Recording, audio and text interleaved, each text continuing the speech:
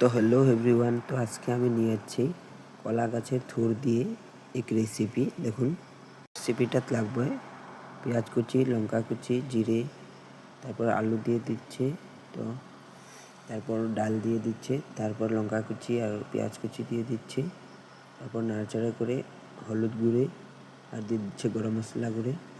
তো দেখুন, তো খায়া কিন্তু খুব টেস্টি লাগে, তোমরা খায়া দেখো বন্ধুরা। তো দিয়ে দিচ্ছে এখন,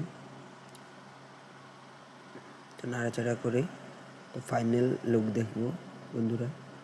ও কত সুন্দর লাগছে দেখুন। আর কে কে খেয়েছো কমেন্ট করে জানিও প্লিজ। Bye bye.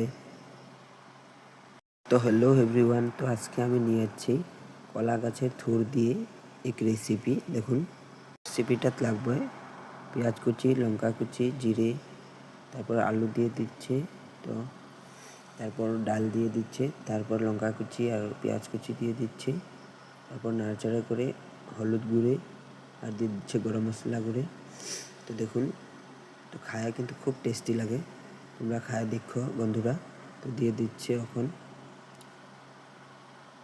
তো নাড়াচাড়া করে তো ফাইনাল লুক দেখবো বন্ধুরা। ও কত সুন্দর লাগছে দেখুন। আর কে কে খেয়েছো কমেন্ট করে জানিও প্লিজ। Bye bye.